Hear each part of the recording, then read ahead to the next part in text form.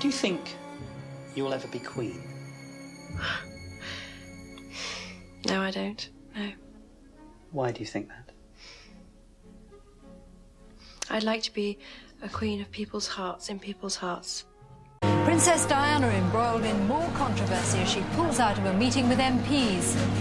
Princess Diana moved today to patch up her relations with the former royal nanny. Princess Diana flew to Milan today for the memorial service for the murdered Italian fashion designer Gianni Versace. Where tonight, another royal controversy sparkles. After finding herself embroiled in her second controversy this week.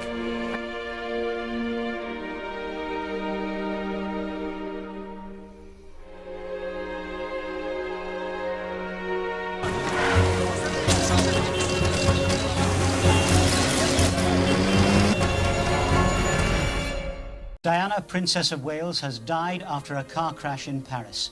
The French government announced her death just before 5 o'clock this morning.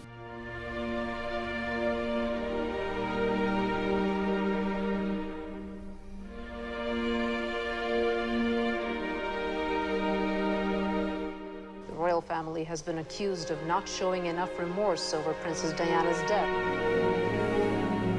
She gave us so much. Why couldn't we have given her a little something and left her alone? It just hurts me so much. I've never experienced anything like this. I think I keep waiting to wake up like it's a bad dream.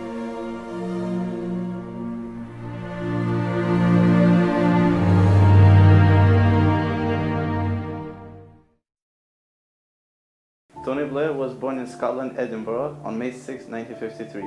He lived most of his childhood in Durham, but he went to Oxford University and he graduated in 1976. After he graduated, shortly, he joined the Labour Party, which in its constitution declared it was a democratic socialist party instead of a social democratic. But then later on, Blair changed the constitution and declared that it was a socialist party instead of a democratic socialist.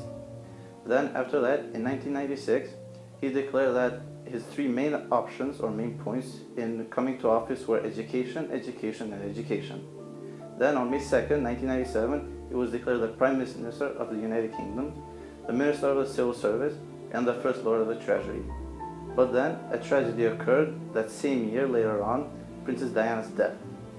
The media first pinned the death on the paparazzi, but it was a car accident, what most people say. But we won't get much into that because the different people have different opinions.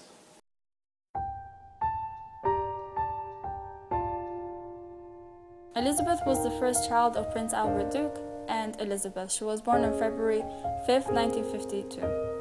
She also had a sibling, 4 years younger than her, and they both studied at home by her mom. Their favorite subjects were history, it was arts, music, it was all about arts basically. They loved to sing and to go out or to even draw. Also, there was a book written by them, and it mostly written on what they liked. So what they liked the arts, they liked going out riding horses and playing with dogs. And it also it represents how responsible they were as well. What Elizabeth did not know was that she was going to become queen. She was third place in throne. Before her was her uncle and her father. Her uncle stepped down and her father died, and so she had to become queen. And it all came to a shock to everyone actually.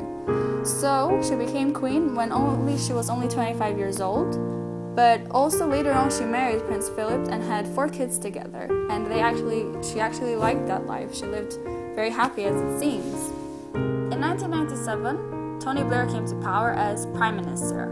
He did not have very good relationships with the Queen because at the same year Princess Diana died in a car crash in Paris.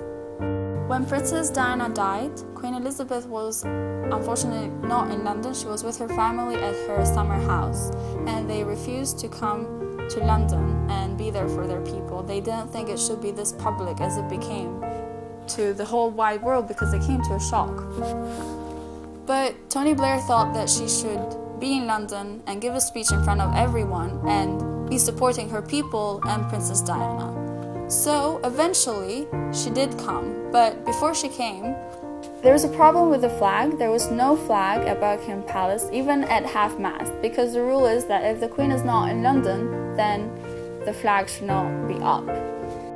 Where's our queen? Where's our flag? People were wondering. Once the queen saw all of this, she decided to come to London and support Blair's ideas.